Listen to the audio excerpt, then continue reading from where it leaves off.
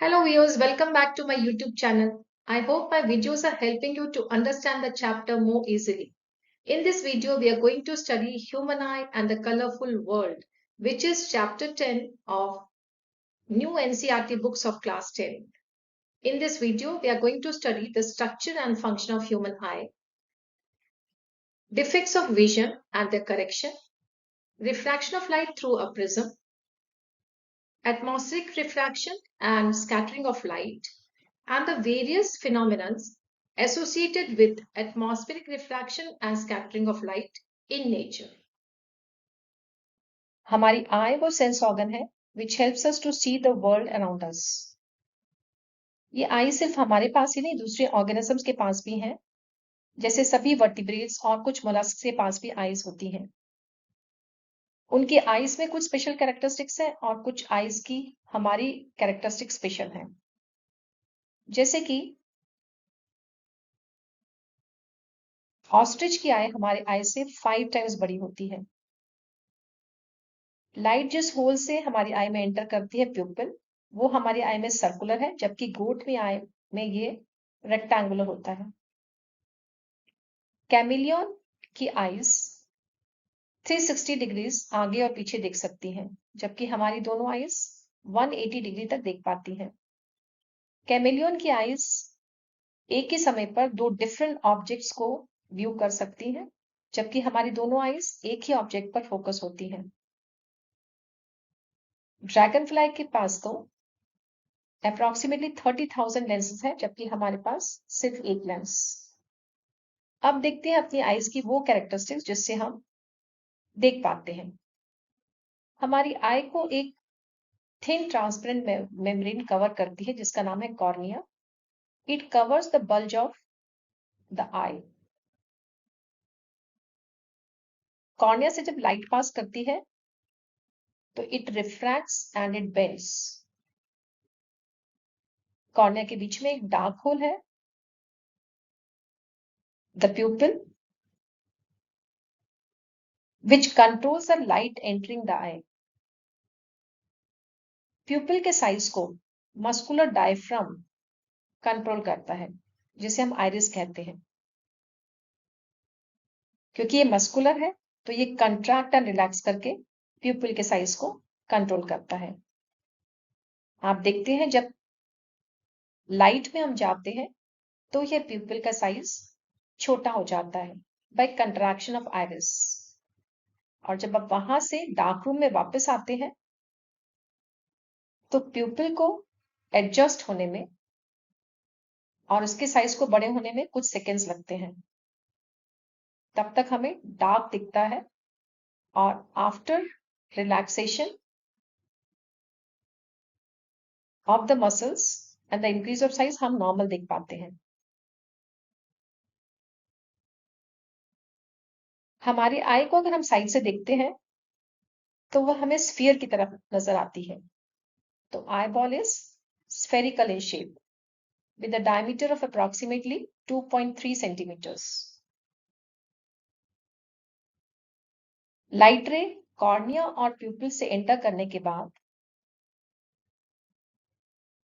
एक लेंस से पास करती है। यह लेंस लाइट रेस को फोकस करता है on the screen which is known as retina. Retina आंख के दोनों तरफ है, जहां पर भी लाइट रे फॉल करेगी वहीं पर इमेज बन जाएगी। हमारे कॉर्निया और लेंस के बीच में एक फ्लूइड फिल्ड है जिसे हम कहते हैं aqueous humour, which keeps the I moist. और लेंस और रेटिना के बीच में एक फ्लूइड है विच इज जेली लाइक, जिसे हम विट्रस ह्यूमर कहते हैं, which keeps the eyeball in shape. Lens को प्लेस पे रखने के लिए और कंट्रैक्ट एंड रिलैक्स करके सिलियरी मसल्स हमें पास के और दूर को ऑब्जेक्ट्स को देखने में मदद करती है।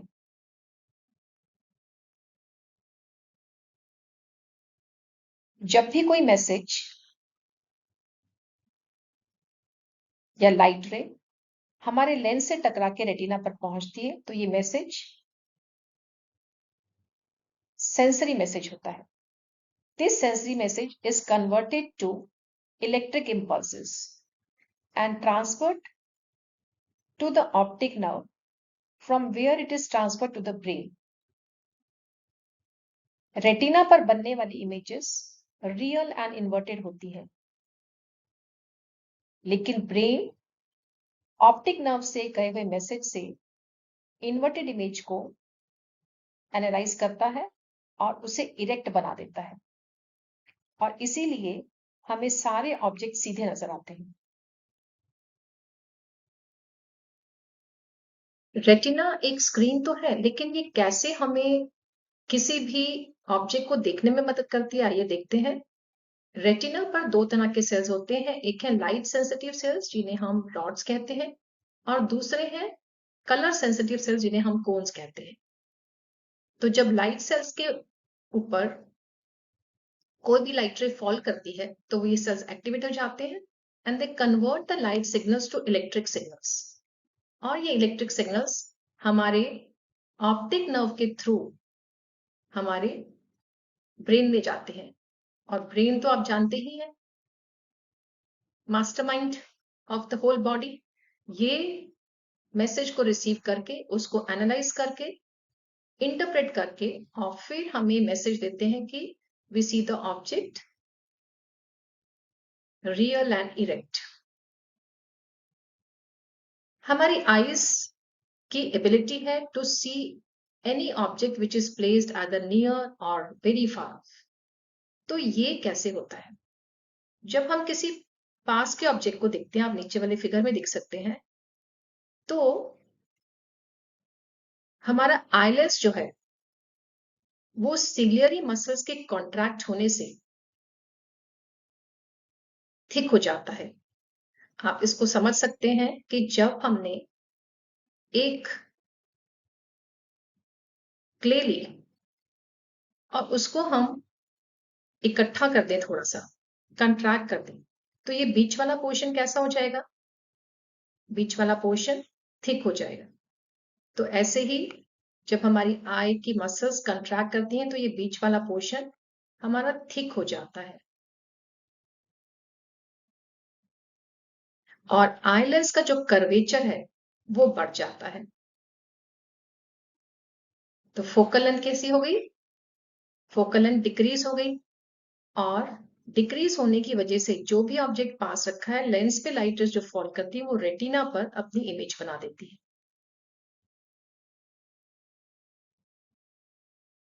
जब हम किसी दूर के ऑब्जेक्ट को देखते हैं तो हमने ये देखा है लाइट चैप्टर में कि जब हम दूर के ऑब्जेक्ट को देखते हैं तो वहां से पैरेलल लाइट रेज ऑब्जेक्ट से आती है।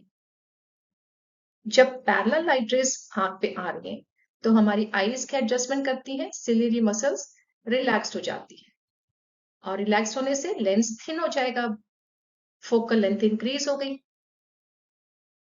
तो फोकल लेंथ इंक्रीज होने से जो भी पैरेलल लाइट रेज आ रही है कन्वेक्स लेंस से कन्वर्ज होके रेटिना पे इमेज बनाते हैं। तो ये एबिलिटी हमारी आंख की, जिससे हम पास के और दूर के ऑब्जेक्ट देख पा रहे हैं by contraction and relaxation of ciliary muscles, is called power of accommodation. हमारी आंख की एबिलिटी है कि वो पास रखे हुए ऑब्जेक्ट को, जो कि 25 सेंटीमीटर्स पर है, उसे क्लियरली देख पाए, और इस डिस्टेंस को हम बोलते हैं least distance of distinct vision या फिर नियर पॉइंट ऑफ आई।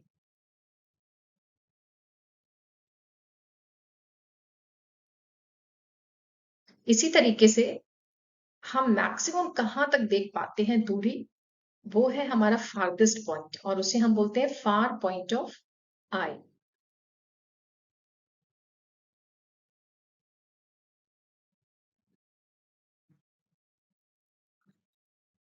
और ये है इन्फिनिटी। ओल्ड एज पर हमारा आईलेस जो है वो थोड़ा क्लाउडी हो जाता है, उस पर कुछ डिपॉजिट्स हो जाते हैं, वो क्लाउडी हो जाता है, जिससे there is partial loss of vision, और इस कंडीशन को हम बोलते हैं कैटरेक्ट। इस कंडीशन को सर्जरी के बाद ठीक किया जा सकता है।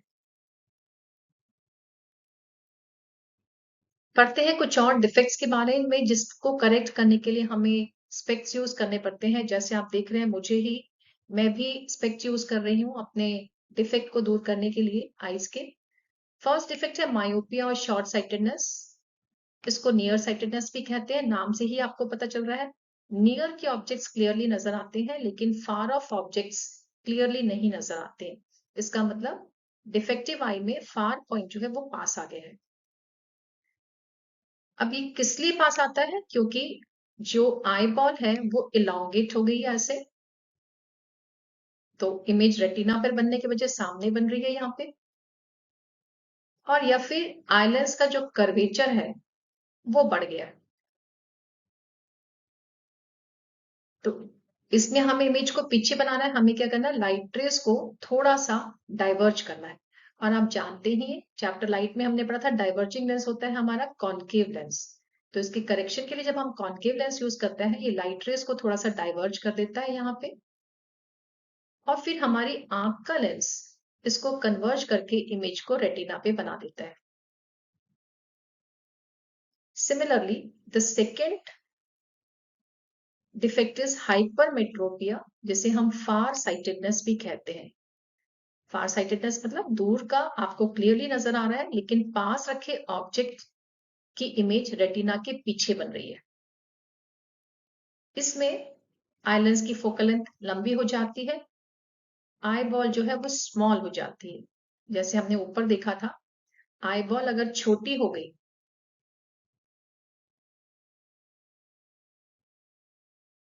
अगर ये छोटा हो गया तो इमेज तो पीछे ही बनेगी।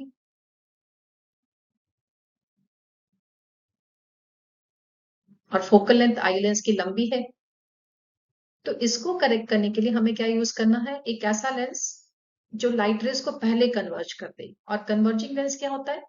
Convex lens. तो कॉन्वेक्स लेंस से हम इस कंडीशन को ठीक कर सकते हैं। कॉन्वेक्स लेंस लाइट रेस को कन्वर्ज कर देगा और फिर हमारी आंख का लेंस ही उन लाइट रेस को फर्दर कन्वर्ज कर देगा टू करेक्ट द डिफेक्ट। तीसरा डिफेक्ट है presbyopia. It is similar to hypermetropia, लेकिन इसमें nearby objects are not seen clearly due to ageing. Near point recedes away. ये होता है सिलियरी मसल्स के वीक होने से, क्योंकि बार बार इतने सालों तक ये ciliary muscles contract and relax करते रहते हैं तो ये वीक हो जाते हैं और आईलेंस की भी फ्लेक्सिबिलिटी कम हो जाती है। तो इस डिफेक्ट को ठीक करने के लिए फिर से हम क्या यूज कर सकते हैं, कॉन्वेक्स लेंस। कभी कभी आंखों में एक ऐसा डिफेक्ट डेवलप हो जाता है जिसमें बोथ मायोपिया और हाइपरमेट्रोपिया कंडीशंस हो जाती हैं। क्योंकि दोनों कंडीशंस हैं, इसे ठीक करने के लिए हम क्या यूज करेंगे, बाइफोकल लेंस। बाइफोकल लेंस में अगर हमें दूर का देखना है तो उसमें ऊपर का लेंस कॉन्केव होता है, पैरेलल लाइट रेज आएंगी ऊपर से और वो लाइट रेज हमारी रेटिना पर इमेज बनाएगी। और जो पास का जो नीचे वाला लेंस है वो है हमारा कॉन्वेक्स लेंस, जिससे हम पास के ऑब्जेक्ट्स को क्लियरली देख पाए। So this type of lens is known as bifocal lens.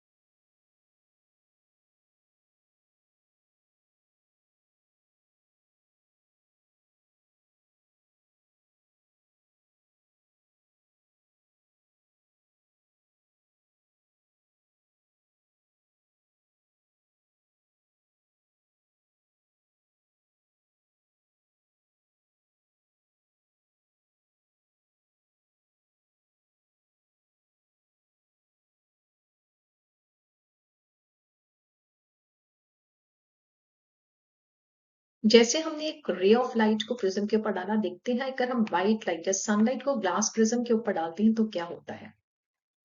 हमने देखा व्हाइट लाइट को प्रिज्म पे डालने के बाद इट स्प्लिट्स इनटू 7 कलर्स। इस प्रोसेस को कहा जाता है डिस्पर्शन, और जो band of colours of light बनता है उसको कहा जाता है स्पेक्ट्रम ऑफ लाइट। ये स्पेक्ट्रम ऑफ लाइट में जो सीक्वेंस ऑफ कलर्स होता है वो होता है violet, indigo, blue, green, yellow, orange, red. इसको विबग्योर वर्ड से डिनोट किया जाता है। ये ऐसा क्यों होता है? क्योंकि different colours of light bend through different angles, क्योंकि हर कलर की डिफरेंट स्पीड है एक मीडियम में। जैसे रेड की मैक्सिमम स्पीड है तो it deviates the least, violet की मिनिमम स्पीड है तो it deviates the maximum. Isaac Newton ने सबसे पहले इस एक्सपेरिमेंट को किया था जब उन्होंने देखा व्हाइट लाइट को प्रिज्म पे डालने पर वो 7 कलर्स में स्प्लिट होती है। तो उन्होंने एक इन्वर्टेड प्रिज्म को उसके सामने रख दिया। सामने एक स्क्रीन पर उन्होंने फिर से ये 7 कलर्स को व्हाइट लाइट में कंबाइन होते हुए पाया। डिस्पर्शन ऑफ लाइट को हम नेचर में देख सकते हैं when sunlight passes through a raindrop, और वहां पर रेनबोज फॉर्म होते हैं। जब रेन ड्रॉप से सनलाइट पास करती है तो वो सरफेस पे रिफ्रैक्ट होती है। Raindrop act as a prism. Prism के अंदर the light splits into 7 colors or Vibgyor, and then the other surface of the raindrop act as a mirror, जहां से ये colors of light bend हो जाते हैं, रिफ्लेक्ट बैक हो जाते हैं, और ये जब अपने रेन ड्रॉप के सरफेस से बाहर निकलते हैं तो थोड़ा इनका एंगल फिर से चेंज होता है, रिफ्रैक्शन होता है इनमें, and they form beautiful band of colours of rainbow.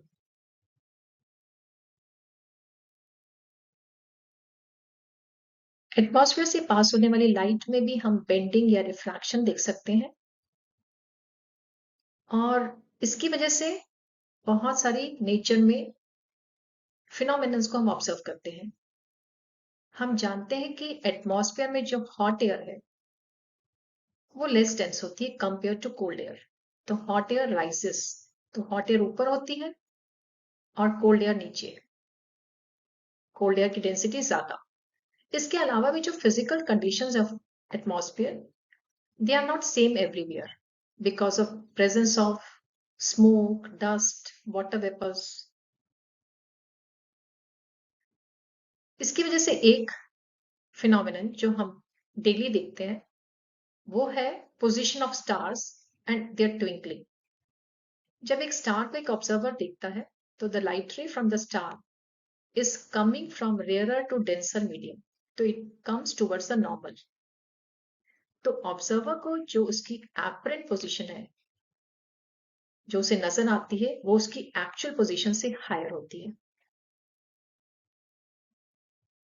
Stars जो है वो point size sources of light है क्योंकि वो बहुत दूर है हमसे।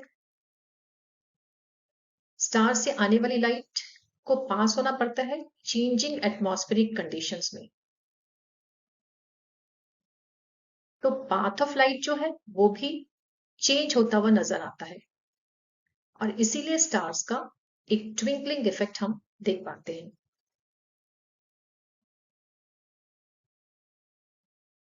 दूसरी फिनोमिनन जो हमें एटमॉस्फेरिक रिफ्रैक्शन की वजह से नजर आती है नेचर में, वो है advance sunrise and delayed sunset. इसका मतलब हुआ सनराइज हमें पहले ही नजर आ जाता है और सनसेट हमें देर तक नजर आता रहता है।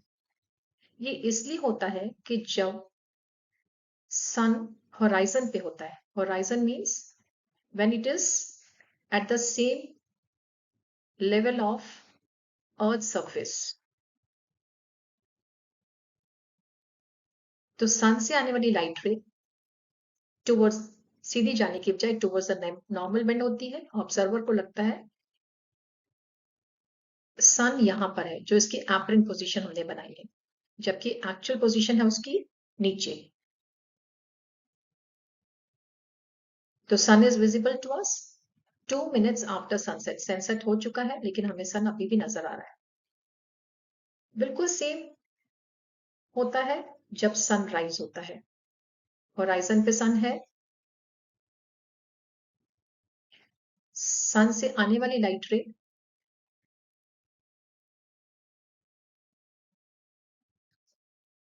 टुवर्ड्स अ नॉर्मल बेंड हुई और हमें लगा ये लाइट रे हमें एपरेंट पोजीशन से आ रही है, जबकि सन एक्चुअली में अभी नीचे है। तो sun is visible 2 minutes before actual sunrise. जैसे हमने लाइट के बेंडिंग या रिफ्रैक्शन और डिस्पर्शन पर, वैसे ही जब लाइट एक डिफरेंट मीडियम में पास करती है तो depending on the size of particles it can scatter the light. Scatter मतलब लाइट को वो फैला सकती है। हमारे एटमॉस्फेयर में बहुत सारे particles of smoke, dust, water droplets आदि होते हैं। लाइट जब इससे पास करती है तो वो लाइट को फैलाती है। It makes the path of light visible. यही सेम इफेक्ट हमने कोलॉइड्स में पढ़ा था, जिसे हम टिंडल इफेक्ट कहते हैं। स्कैटर्ड जो लाइट है उसका कलर डिपेंड करता है साइज ऑफ पार्टिकल्स पे जो उसे फैला रहे हैं। स्कैटरिंग ऑफ लाइट से हमें नेचर में जो फिनोमेनन नजर आती है उसमें डिफरेंट कलर ऑफ स्काई है। जैसे कि स्काई हमें ब्लू नजर आता है दिन के समय, when the sun is overhead.